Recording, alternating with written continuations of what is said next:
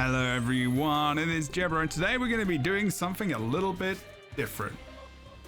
There is a balance update, and I thought, you know what, rather than just making gameplay of a build you've actually just seen in the same video, I'm going to talk about the patch notes a little bit, and just from a very casual point of view. Like, what does it mean for you? How do things look now looking at the patch notes? Do they affect you? Do they not affect you?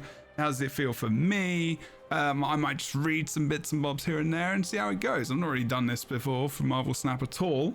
So it's going to be interesting. Okay, so if you are not in the mood to read the patch notes, you may find out some information is here as well. Now, also what I want to talk about as well very quickly is something which kind of annoys me in the marvelsnap community, and I think is something in generally game communities that kind of pisses me off as well, and that is data mining. I think generally data mining it's good for games when there's no news because that's how people get it. Honestly, I think it ruins a lot. Now, if you're a data miner and you're watching this video, I get that is interesting for you, and like mining that information is really cool and you feel really great when you deliver it to the community, but a lot of the time that information can be incorrect. So it's like a news outlet. Imagine like you follow mostly Fox News and mostly that's just bullshit, and that all comes out and it's wrong and you've been paying attention to that. Now that's kind of like how people get misinformation about the game maybe as well, and it puts them off because you are putting out information which isn't completely correct, and a card got changed that isn't even released yet, and it's already had a change, and they've data mined this card and it's not the same information. Now, I'm not going to put that information on my video because I don't like giving information before it's already out there. It really sucks because it ruins a lot of the surprise of the game, and it's not like marvelsnap isn't giving us loads of stuff to do all the time. The game is a card game. You predominantly play it. You get release cards every Tuesday, Pacific time, and I don't think it's Tuesday for most people other than Australia. And, you know, there's a lot going on. It's not like, you know, you have to data mine to find information to get news and information and stuff, you know, that we desperately need. And a lot of content creators share this stuff. And I know the desperation to get news out there so you can get clicks, so you can get views. I would argue, and I would try to consider the fact that the information you're putting out there is incorrect. And as content creator, as someone who people may look up to, your job is to give correct information to players.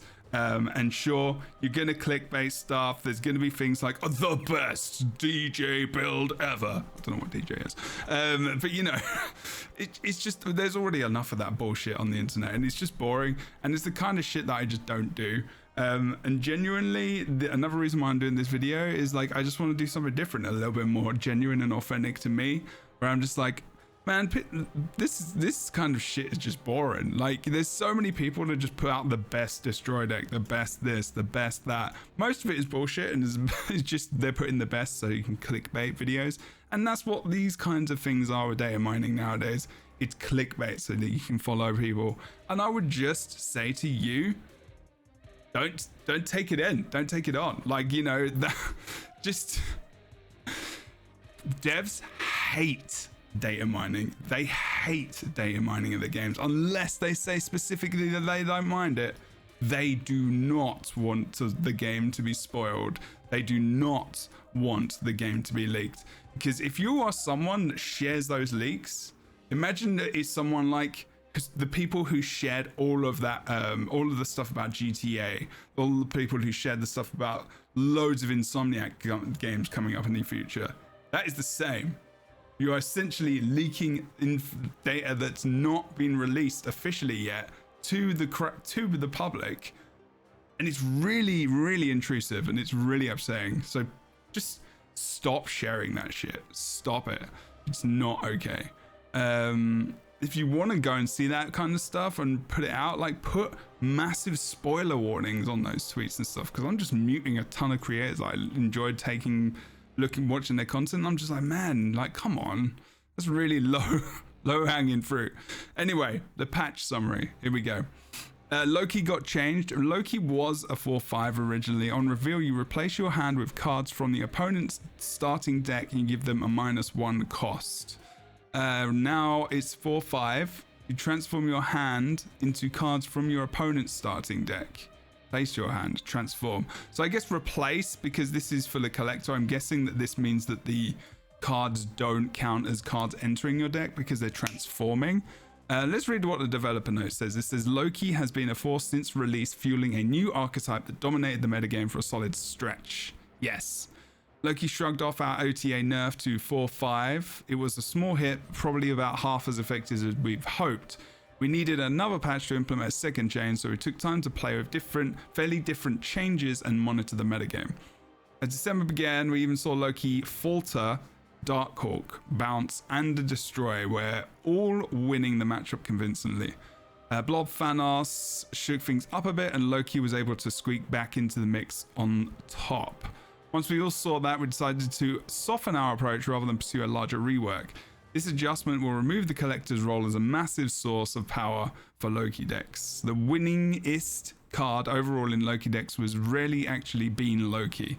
It was usually the collector. Very true. That's actually fairly surprising because drawing the collector earlier is much better later than compared to Loki. Even more loser collectors are in the data. This change will be good for collector long term because future patches will be able to balance the collector around its strength in other decks without the burden of Loki's glorious purpose. I got fooled there because it said the collector and there was a capital letter. Do you see what happened?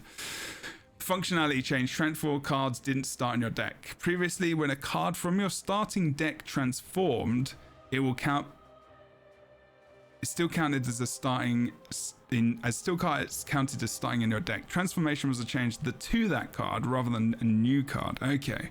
However, playtesting the change to Loki above highlighted to us how confusing that was. Our playtesters strongly felt a transformed card didn't seem like the original object, and we agreed. Moving forward, transforming a card will dissociate it from its past life and be considered a new card. However, transforming a card is still not a zone change, which is why Loki's update will prevent the collector from receiving a buff. Currently, the change only affects Quinjet. Interesting. I mean, that's probably quite good. Ms. Marvel got a change. Adjacent locations where your cards have unique costs have +5 power. Now you need 2 cards to be their unique costs minimum to have the plus power. And also she goes down to a 4/4. Really good. It means you're going to have to pop out more cards. You're not just going to be able to have just like, you know, not Dr. Octopus. Wow. Dr. Doom comes out and you get an extra 5 power on top of the 5 power he is already. And just get an extra 5 on those different locations. So that's pretty nice. And going for anything which has got like, you know, a 1-2 and then suddenly it's a 7 location because Ms. Marvel. I realize that my camera's really bright now right now because the background of this is like white. Is there a like, there is no dark mode on this.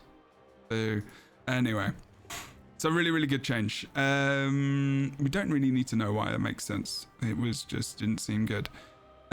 Also this as well. However, something we learned from players was that for many of them, the default assumption was that 2 cards would necessarily be anywhere because we also weren't psyched about how well Ms. Marvel synergized with Professor X. Yes, awful, rubbish, didn't like it. Now we do, good stuff. Annihilus got changed as well to 5/6. 5/7 did just feel a bit steep. On reveal your cards with 0 or less power, switch sides. Now it is your cards with power below 0 will switch sides. Destroy those that can't. So it's not just cards with 0. So things like rocks. Okay. Dracula, old. At the end of the game, discard a card from your hand that has its power. At the end of the game, discard a card from your hand to gain its power. I think the wording changed. We're still monitoring the discard deck's performance in the wake of losing Captain American Chavez, and one of the cards most damaged by the change was Dracula. In addition to this minor buff, reworking Dracula this way makes his text more clear and provides us with additional balance knobs to buff or nerf him as necessary in the future. We like having more dials to turn. This has gone to a 4/1 as well. Yeah, and they changed the language around there as well. I may be missing something there, I'm not sure. It's a very minor change. When one of your cards is destroyed, this is Angel. This is the old, and the new is, sorry. This is the old. When one of your cards is destroyed, this flies out of your deck to replace it. The new one is 1/2, and when one of your cards is destroyed, this flies out of your hand or deck to replace it. Okay, that's all it is. The extra thing, deck, hand, whatever. Quake is still a 2/3, but now we'll swap the positions of the other 2 locations rather than the one that Quake comes out onto, which is actually pretty cool. I like that kind of play around. This Kingpin change is pretty huge. The old one is 3/4. When a card moves here on turn 6, destroy it, which was, you know, you knew what was going to happen. You would just have to bang a load of cards into that location just in case they did move something over there, but you know, it didn't really see much play at all.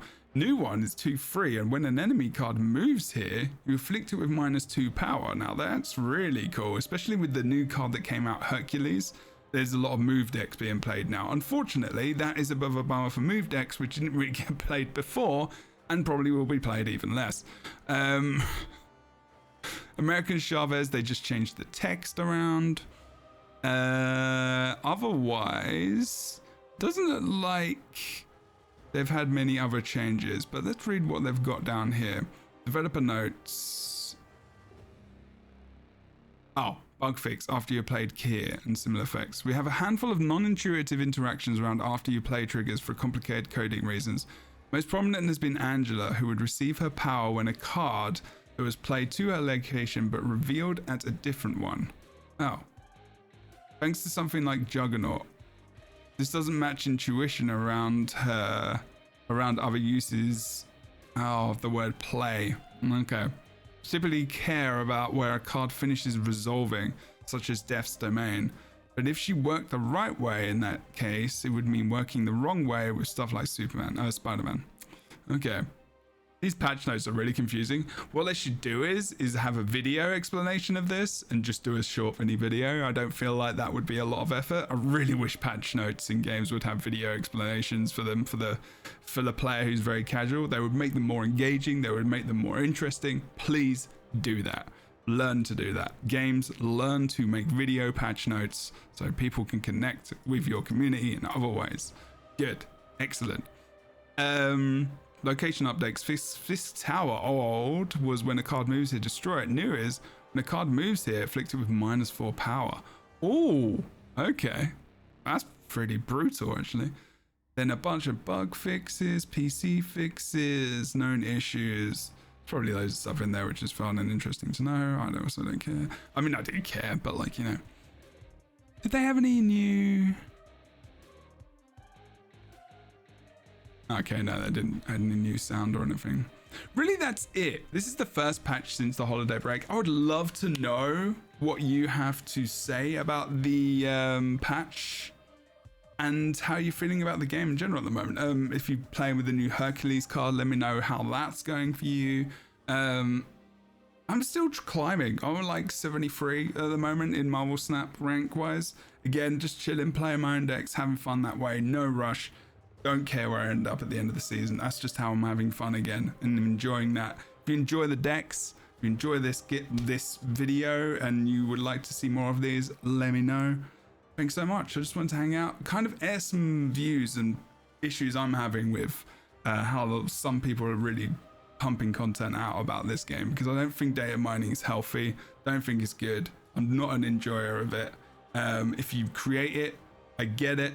But stick it in a place, put a shed load of warnings on that, so you're not going to spoil the people who don't want to engage in that, because some of us want a surprise, okay?